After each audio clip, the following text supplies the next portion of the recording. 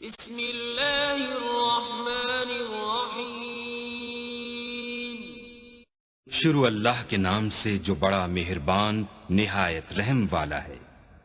نحمده ونصلي ونسلم على رسوله الكريم اما بعد فاعوذ بالله من الشيطان الرجيم بسم الله الرحمن الرحيم ان الله وملائكته يصلون على النبي يا ايها الذين امنوا صلوا عليه وسلموا تسليما اللهم صل على سيدنا ومولانا محمد معدن الجود والكرم وآله وبارك وسلم۔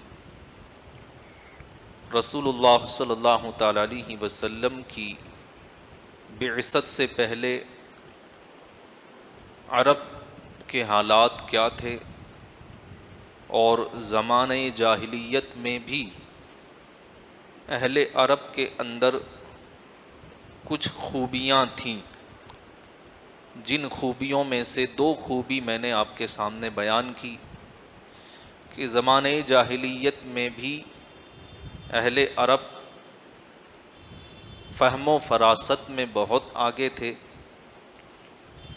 اور دوسری چیز قوت حافظہ، چونکہ لکھنا پڑھنا کم تھا اس لیے ہر چیز وہ زبانی یاد کر لیا کرتے تھے۔ اہل عرب کو اپنے شجر منہ زبانی یاد ہوتے تھے، بچوں کو بھی اپنے شجر منہ زبانی یاد ہوتے تھے۔ ہمیں آج یہ حال ہے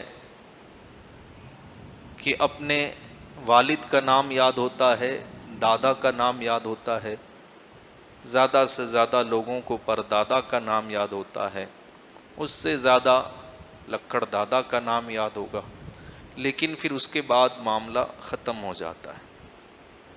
لیکن اہل عرب اپنی کئی پشتوں تک کی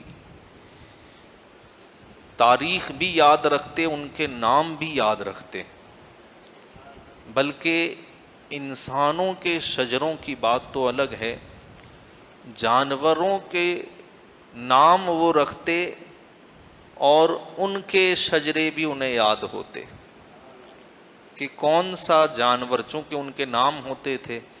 جیسے رسول اللہ صلی اللہ تعالیٰ علیہ وسلم کی جو سواری تھی تو اس کا نام قصوہ تھا، ہے نا، اونٹنی کا نام قصوہ۔ تو اس طریقے سے سواریوں کے نام ہوتے تھے۔ جس دراز گوش پر اللہ کے رسول سوار ہوتے تھے، جسے ہم گدھا کہتے ہیں، اس زمانے میں اس کی سواری کوئی معیوب نہیں ہوتی تھی، اس کا نام بھی یافور تھا۔ تو ہر سواری کا نام ہوتا تھا، پھر وہ کس کی اولاد میں سے ہے وہ بھی پتہ ہوتا۔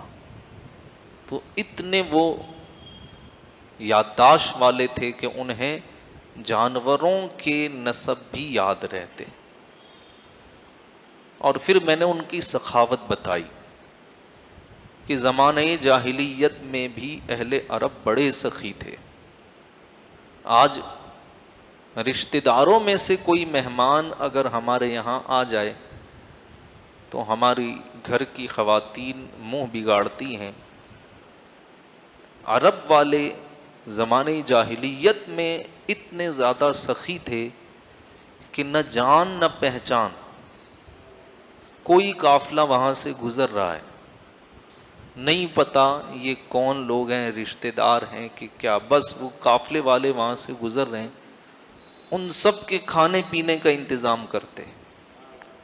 چونکہ اس زمانے میں جو ہے سفر کے اندر توشہ لے جانا، سامان سفر میں کھانے کی چیزیں، تو یہ چونکہ کئی دن کے جو ہے سفر ہوتے تھے، کئی دن پر مشتمل، کوئی سفر 3 دن کا ہوتا، کوئی سفر 1 ہفتے کا ہوتا، کوئی سفر مہینے کا ہوتا، کچھ سفر کئی مہینوں کے ہوتے۔ اب اتنا زیادہ کھانے کا سامان لے کے کیسے نکلتے؟ تو یہ لوگ اس طریقے سے ایک دوسرے کی مدد کرتے کہ کوئی قافلہ گزرتا، پورے قافلے والوں کا کھانا اپنے یہاں بنواتے اور انہیں کھلاتے۔ اور رات کے وقت چونکہ پتہ نہیں چلتا تھا کہ قافلہ گزر رہا ہے. تو اس لیے مہمانوں کو بلانے کے لیے، جن سے کوئی جان پہچان نہیں ہے، ایسے مہمانوں کو بلانے کے لیے ٹیلے پر آگ جلائی جاتی. اس آگ کو دیکھ کر یہ لوگ آتے کہ جس نے آگ جلائی ہے اس نے ہمارے لیے کھانے پینے کا انتظام کیا ہوگا. اگر آگ کی روشنی دور تک نہ پہنچتی تو پھر وہ لوگ جو ہے اس کے اندر اپنے زمانے کا اصلی جو ہے لوبان ڈالتے، خوشبو ڈالتے، جس کی خوشبو جو ہے دور دور تک نظر آتی، دور دور تک پھیلتی خوشبو، اور اس خوشبو کو سونگھ کر لوگ خوشبو کی طرف آ جاتے. تو آگ جلاتے تاکہ دور دور تک نظر آئے، خوشبو اس میں ڈالتے تاکہ خوشبو سونگھ کر کے کوئی آ جائے. کچھ اندھے بھی ہوتے تھے سفر کرنے والے، تو اگر نابینا ہے، کمزور نظر والا ہے اور اسے دور کی آگ نظر نہیں آ رہی تو کم سے کم خوشبو سے وہ آ جائے گا، اس لیے وہ لوگ خوشبو بھی ڈالتے. اور کتے اس مقصد سے پالتے کہ جیسے دیر رات تک آگ جلاتے رہنے سے وہ لکڑیاں جلتی رہیں گی تو ان کو نقصان ہوگا، اتنی لکڑیاں لائیں گے کہاں سے پوری رات جلانے کے لیے. تو پھر وہ لوگ کیا کرتے کہ جب لکڑیاں ختم ہو جاتی، آگ بجھ جاتی، تو اس مقصد سے وہ کتے پالا کرتے کہ وہ کتے ٹہلتے رہتے. اگر انہیں کوئی قافلہ مل جاتا تو وہ ان کے سامنے بھونکتے، اپنی دم ہلاتے، قافلے والے سمجھ جاتے کہ اس کے مالک نے اسے بھیجا ہے. وہ اس کے پیچھے پیچھے چلنے لگتے اور جہاں مہمان نواز ہوتا وہاں تک پہنچا دیتے. اتنی زیادہ مہمان نوازی. ایک شاعر نے اپنے کتے کے بارے میں اپنے بیٹے کو وصیت کی اشعار کی شکل میں. وہ اشعار آپ سنیں. وہ کہتا ہے: اسی کا خیرن بھی فإن له خلائق لا ازال احمدها يدل ضيفي علي في غسق الليل اذا النار نام موقدها. شاعر اپنے بیٹے سے کہتا ہے: اے بیٹے، میں تجھے اس کتے کے بارے میں وصیت کرتا ہوں کہ تم اس کتے کے ساتھ اچھا برتاؤ کرنا، کیونکہ اس میں ایسی خوبیاں ہیں جن کو میں بہت پسند کرتا ہوں. یہ تاریکی میں، رات کی تاریکی میں میرے مہمان کو اس وقت میرے پاس لے آتا ہے جب آگ جلانے والا سو جایا کرتا ہے.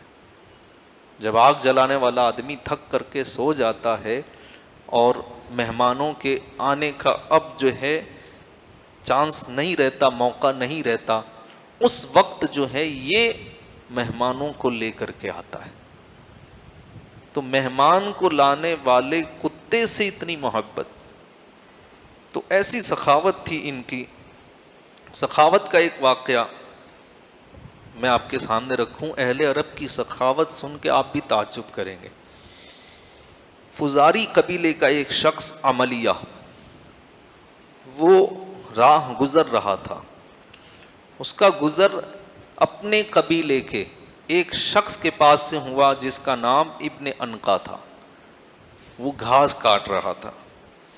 جب عملیہ نے اپنے قبیلے کے اس شخص کو دیکھا، ابن عنقا کو گھاس کاٹ رہا ہے، مزدوری کر رہا ہے، تو اس نے کہا: بھائی یہ تو نے کیا حال بنا رکھا ہے اپنا، میں تجھے کس حال میں دیکھ رہا ہوں، کیا وجہ ہے کہ تو نے اپنی ایسی حالت بنا لی؟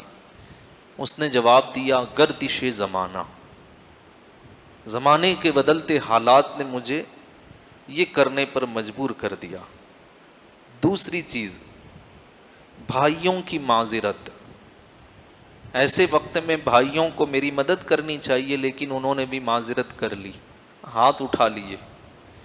اور تیسری چیز، تیرے جیسے بخیل لوگوں کی وجہ سے. یعنی بھائیوں نے بھی ہاتھ اٹھا لیے تو بھی مالدار ہے اور تو نے بھی سخاوت سے کام نہیں لیا کہ مجھ تک جو ہے مال پہنچا دیتا تو میرا معاملہ اچھا رہتا اور میں ایسی مزدوری کرنے پر مجبور نہ ہوتا.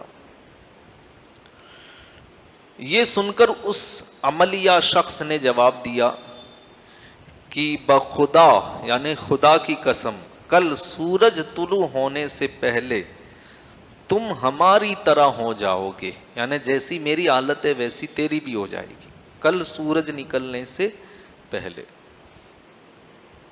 جب دوسرے دن صبح ہوئی ابھی سورج نکلا نہیں تھا. اہل عرب جلدی اٹھ جایا کرتے تھے تو صبح صادق سے ہی وہ لوگ اٹھنے کے عادی تھے. وہ اٹھ گئے تو اس کی بیٹی ابن عنقا کی بیٹی نے اس سے کہا کہ عملیہ نے آپ سے وعدہ کیا تھا کہ کل وہ آپ کو مالداروں میں سے کر دے گا، یعنی جس طریقے سے وہ مالدار ہے ویسے آپ کو بھی مالدار کر دے گا، تو آپ اگر اس کے پاس چلے جاتے تو اچھا ہوتا، ہمارے حالات اچھے ہو جاتے. تو اس وقت ابن عنقا نے اپنی بیٹی سے کہا کہ عملیہ نوجوان لڑکا ہے، اس کی ابھی مونچھیں آئی تھیں، داڑھی کے بال تھوڑے تھوڑے پھوٹ رہے تھے عملیہ کے.